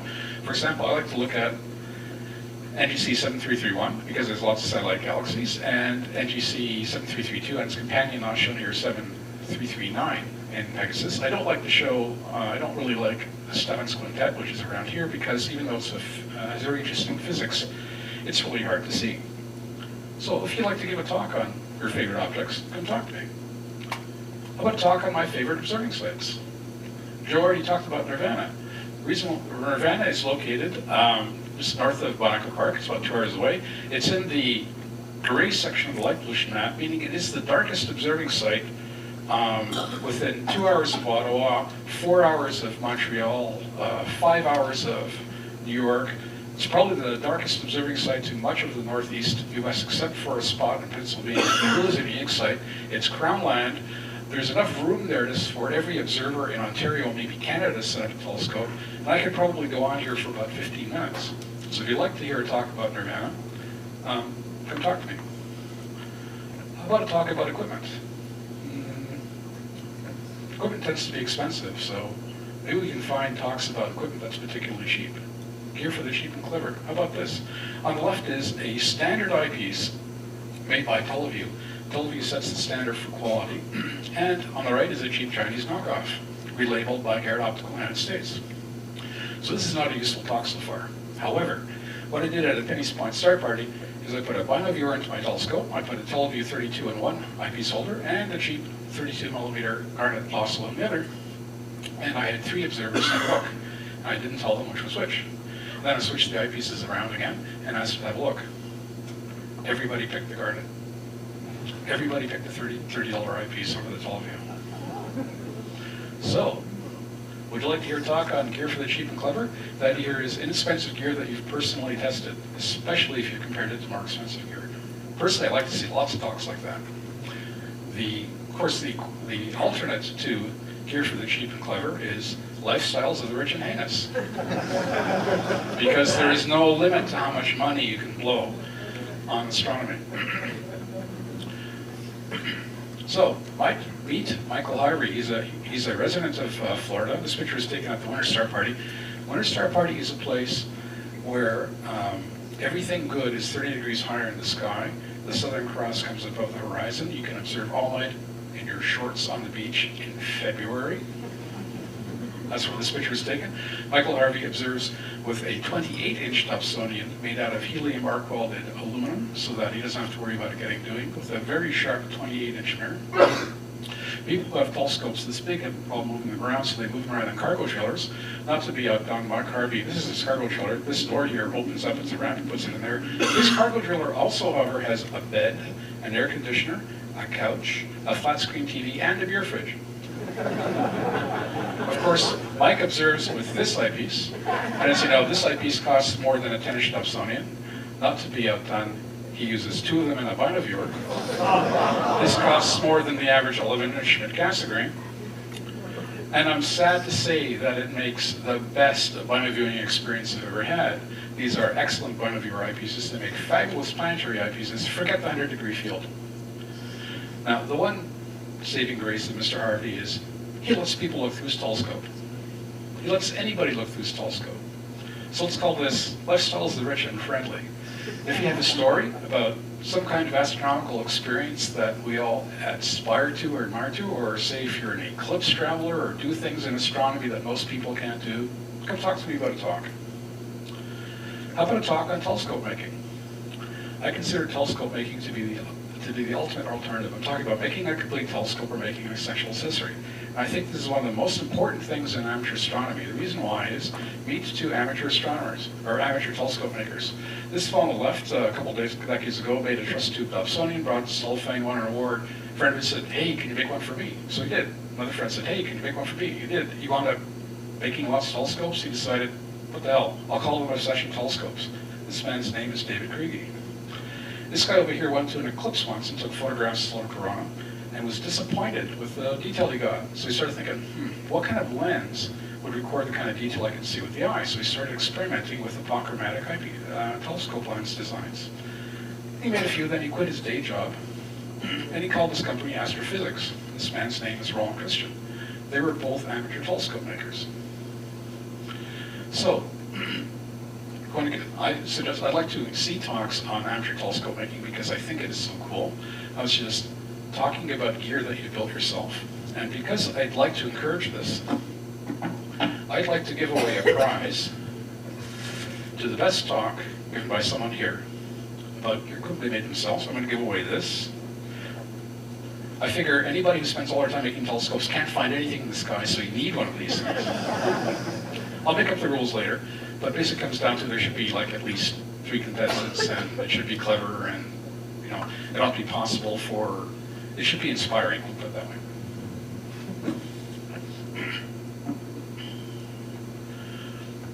Now, the next example I was going to give was, how about a talk on some outreach that you've done, sidewalk astronomy. The time I created these slides, I didn't have any examples, but now I have 2. So both Pierre Johnson and Eric Mcculloch have recently been involved in outreach, and they both have little, mini, brief, I hope, reports. First is Pierre Martin. Okay, thanks, Attila. I'm not talking about meteors, so I won't be able to drag this on too long. But back on December 6th, Dr. Jamie Matthews of the University of British Columbia came here at Science and Tech to give a talk about about Canada's most space telescope. There he is right here. And while this was happening, I sat back and listened to his talk, and I found him to be very entertaining, a very passionate fellow about the subject, as he spoke about the recent discoveries made by MOST. Very enthusiastic and a lot of humor, so I thought that was very enjoyable. While this was happening, several center volunteers showed up to have a wonderful public star party. Not. As you guessed, it was cloudy, so it was obviously Plan B, which was to set up displays inside the museum. And this turned out to work out surprisingly well. The visitors came by and had a chance to speak to several of the Ottawa Center volunteers about the telescopes, binoculars, as you see here. And we had various displays, books, and ideas for Christmas, because it was right about that time.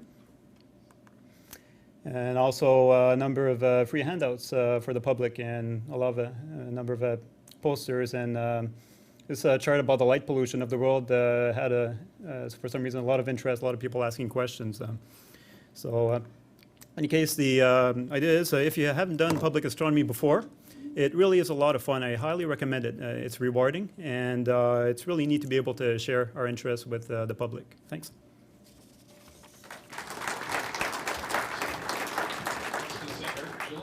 Hello, everyone. I had a great time going to my son's school and talking to them about astronomy, and it was just fantastic. These kids want to learn. They really do. We started by a definition of astronomy. What is astronomy? It's the study of celestial objects in the sky. But I explained it's also about cosmology, about selenology. There's so many sciences involved in astronomy.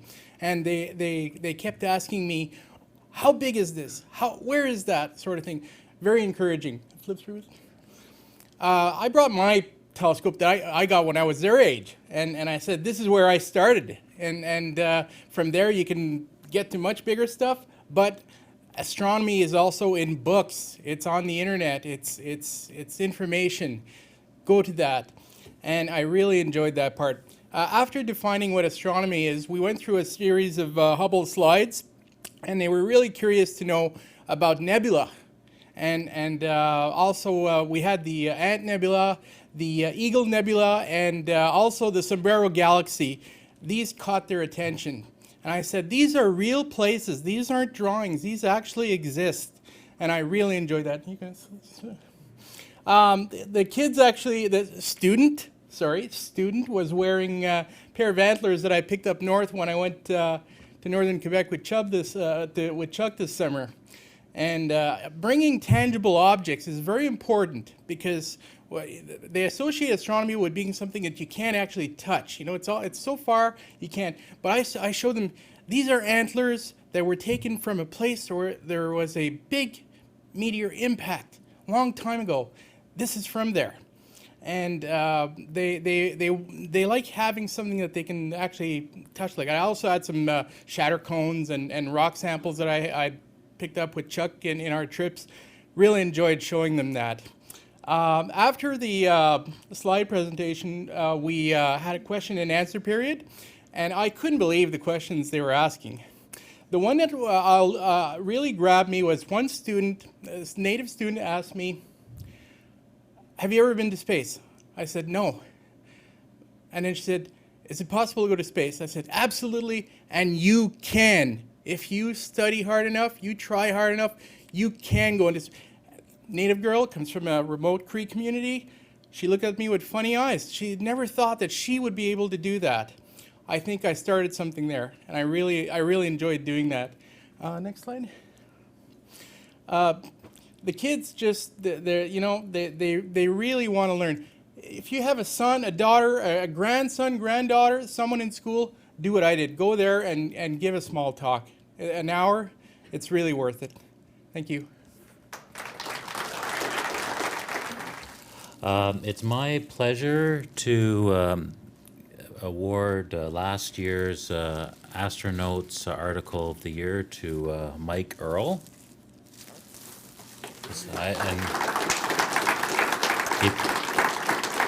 And this was, he promised me that he'd be here tonight, so I'm glad to see him.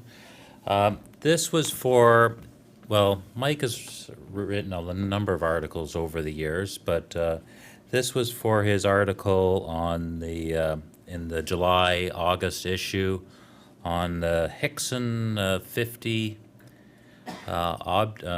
galaxies, I guess, yeah. Galaxies, and the question of magnitude. And I thought it was a very interesting article. Anyway, so Michael, congratulations. Thank you very much. There you go. Yeah. Thank you.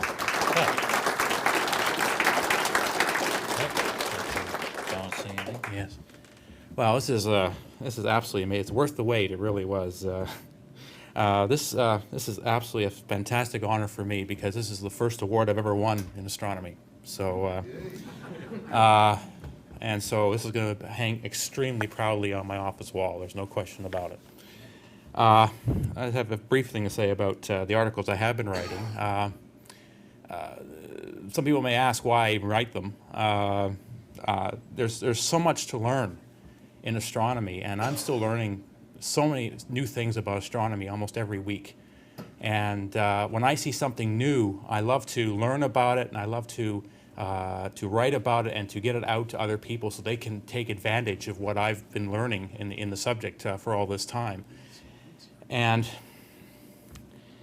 it is, like I said, it's an absolute honor to me to have this this passion actually awarded because I put a lot into these articles, whether in the Astronauts or in the journal or anywhere else. I put 100% in every one of my articles because I love to divulge my knowledge to everyone in the center and across the country, if in the sense of the journals.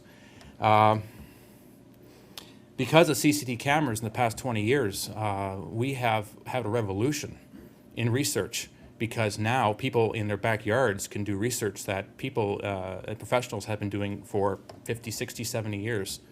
And it's absolutely phenomenal to me that this is going on. And anyone can start doing this themselves with a CCD camera and a small telescope, moderate-sized telescope.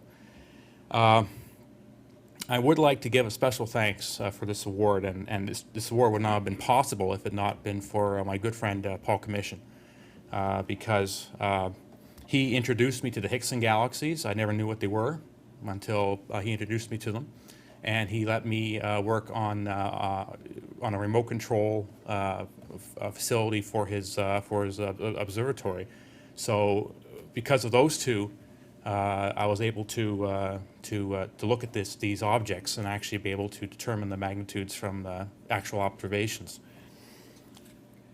So again, I thank everyone for reading the articles. The next one I'm going to be writing will actually be for the journal. It'll be the study of the two novae in Ophiuchus in the Milky Way that I've been following since last May. So one of them is still going. So I'll still be measuring that once I can see it again in the early morning skies. So again, thank you very much, Paul, and thank you very much, Paul. And so I'd like to change for a bit here to do a bit of advertising. Do you have the next slide there? Thank you. As some of you know, I've been a coordinator for a new program at the Mississippi Valley Conservation, and it's called the Night Sky Conservation Program. This is a program that basically educates the general public about astronomy with a specific message about light pollution.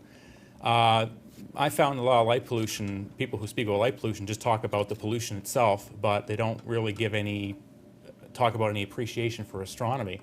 My view is basically, if you're going to get people to try to reduce light pollution, get them interested in astronomy first, and then it may give them an appreciation or education in astronomy, and they can lower their own light pollution and also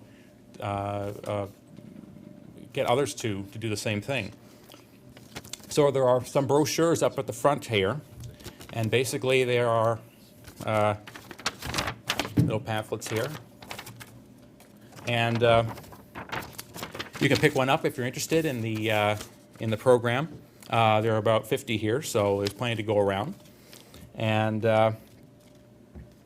so the program itself, Night Sky Conservation, you can see by the slide here, we're going to have a family day activities over at the Gatehouse on 2854 Concession 8 in Almont.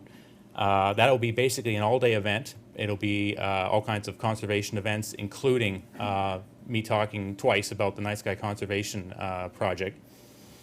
There are 2 astronomy courses, one in the spring and the one in the autumn, and then there are 2 summer star parties in August and September. And then there's a monthly article that I write for the Almont Gazette as well. I'm trying to get it into the Citizen. We're still trying to do that. The course enrollment has begun. All you got to do is go to my website, castor2.ca/NSC, and all the information is there. If you have any questions, just click on the contact button, and you can just email me about any other nitty-gritty about the Night Sky Conservation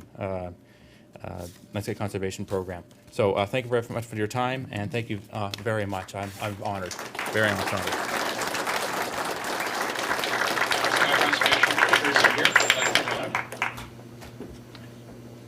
Thank you, Mike.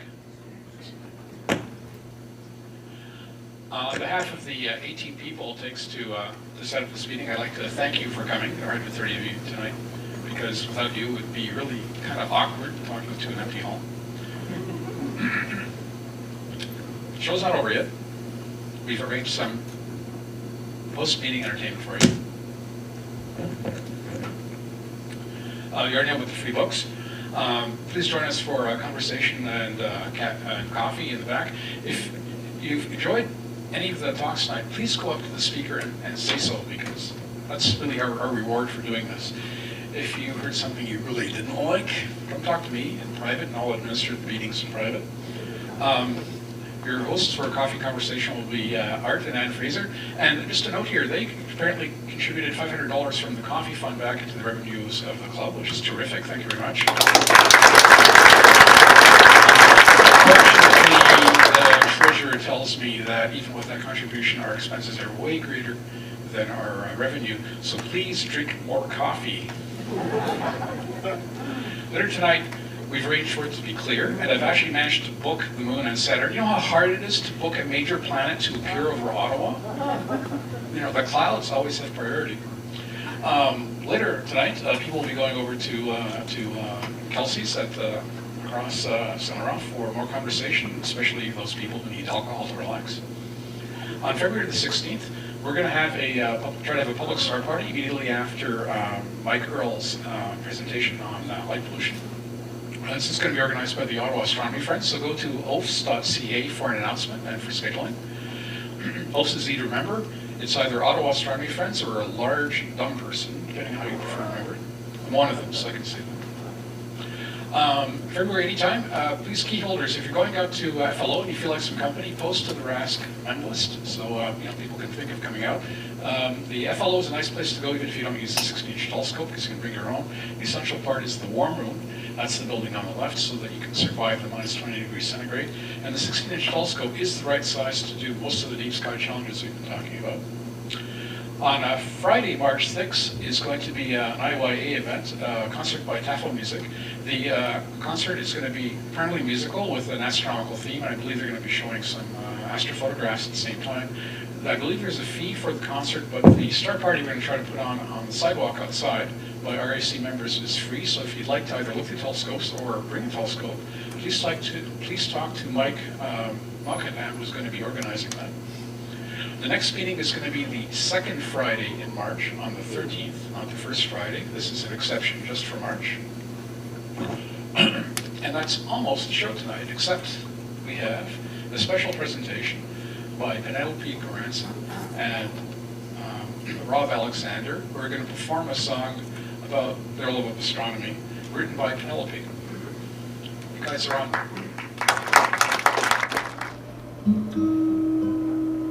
When I was a little girl, I used to wish upon a star. Never seemed so very far away. Now that I am all grown up, I like to take my telescope.